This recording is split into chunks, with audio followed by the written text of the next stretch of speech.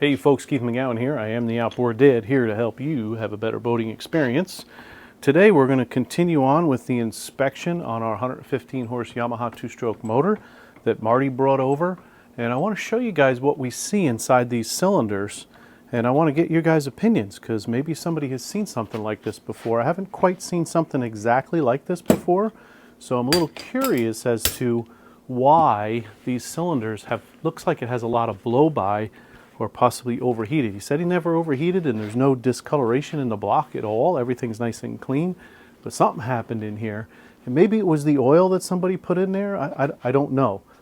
But let me bring you in a little closer and show you what I'm looking at. Today's video is brought to you by the Ansel MR500 diagnostic tool for Yamaha. They have one for Suzuki and for Mercury coming out soon that I will have and be showing you how to test and how to work with a couple Mercury motors that I have here.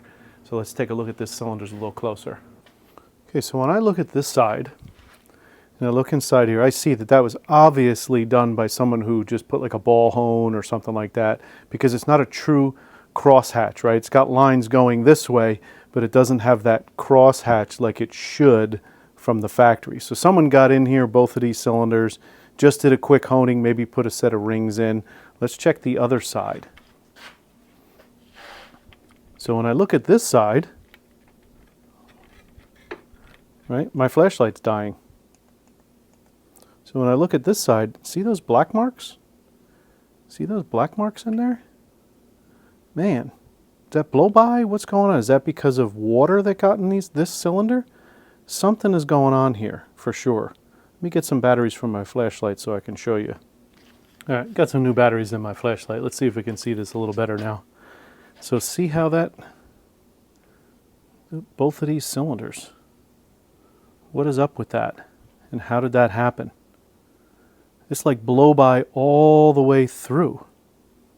Something's up with that. I have to let Marty know about it.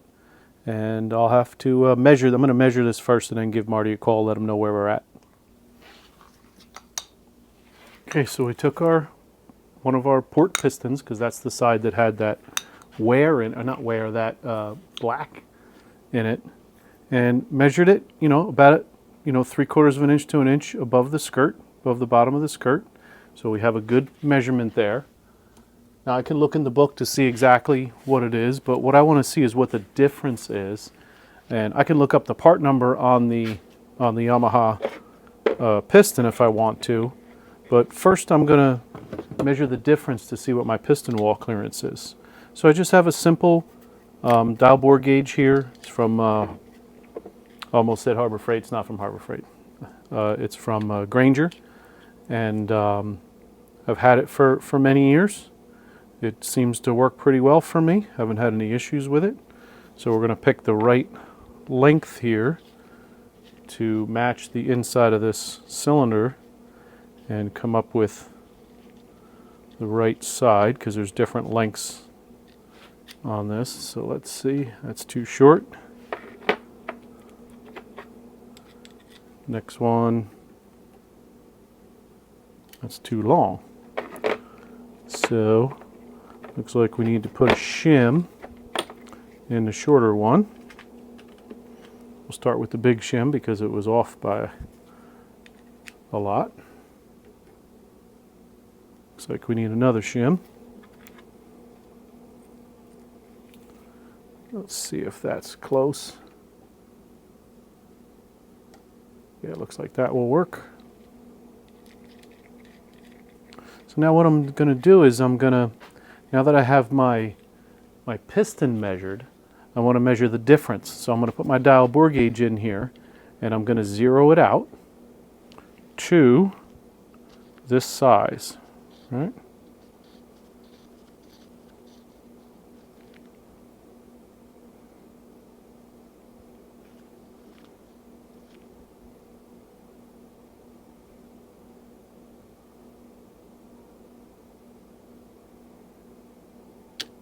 Oops. Let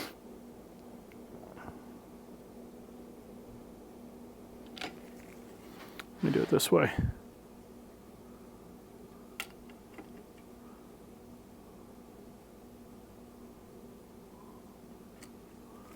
Move that a little bit.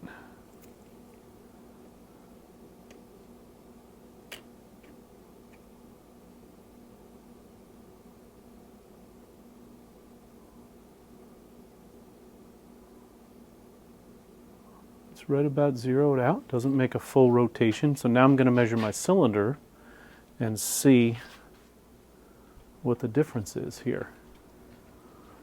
See, it should give me my piston wall clearance. So this one's about 4.5 thousandths. Let's go this way. It's about 5 thousandths. It's a little bit out of round, but nothing crazy. It's about 4.5 thousandths. Let's go in deeper. 4.5 thousandths. 4 thousandths. Almost like 3.5 thousandths. So we got a little taper in here. Now the bottom's always the difficult part to get. So let's see if we can get it in here.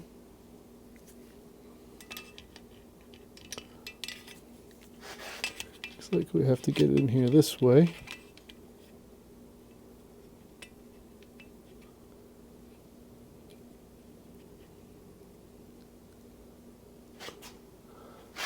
Let's see what the bottom is. And that's also 3.5 thousandths. We got a little taper, but nothing major.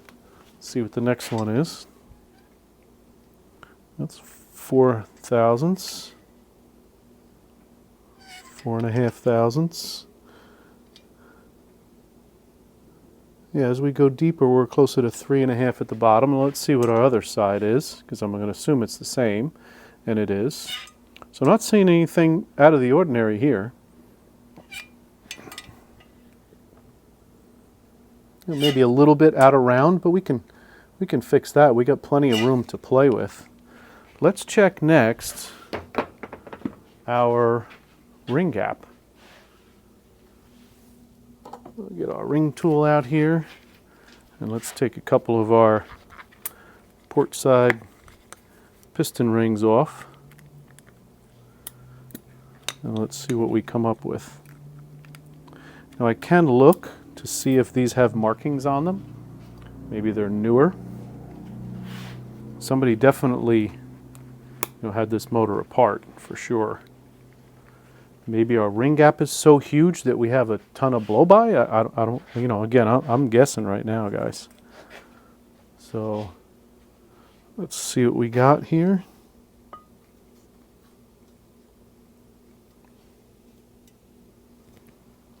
Got that lined up. And let's get our feeler gauge out. I'm going to put my cheater glasses on. That looks like a pretty good gap. Is that 25? No. Let's try 19. No. 16. So 16 goes in there. 17. 17 goes in there. 18. 18 goes in there nice and tight. 19 kind of holds in there, all right? So 19 thousandths. Let's see what the book says. So this only goes up to 96. So we would need a new book, or I'll have to check with ChatGPT. So right now at this point, now he said the compressor was good, but he didn't tell me what the readings were. But right now at this point, I'm not finding anything jumping out at me other than that kind of mess. I'm going to have to send a couple pictures to my friend Marty. We'll take a couple pictures of it, and then we'll let him make the call, see how much further he wants to go. I don't see anything else wrong. He may have already straightened this block with his diamond. I don't know how much he took off with that, but he may have already straightened it because it's not warped at all. And there's no way I can tell right now if there's any cracks. Unfortunately, you can't use Magnaflux on an aluminum block. So I don't see anything that's jumping out at me other than this discoloration. I'm actually going to send that to a friend of mine too, another motor guy, see what he says.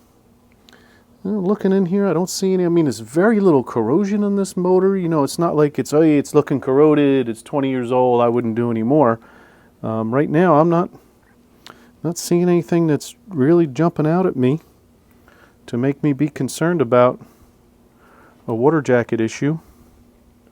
And I can see right through my water jackets here and into, into the motor where it comes up. And it does come up right here where he said he saw it, and that's where it comes up from my water pump.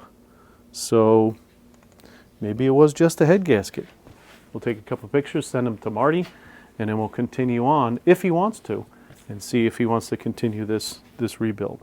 So please like, subscribe, send me any comments that you have. Remember, today's video is brought to you by the MR500 Ansel diagnostic tool. It can help you with winterization. If you watch my videos, it can help you with diagnostics. Let's face it, old carburetor motors, you don't need a diagnostic tool. Now, there are some diagnosis you can do, but it's kind of old school. But new motors, you still need the old school thinking. But when you combine that with a diagnostic tool, then you're going to have more success finding out what's wrong with your motors and also catching problems sooner, just like Marty did. Smart guy. Please like, subscribe, send me those comments, and let me know what you think. Have a great day.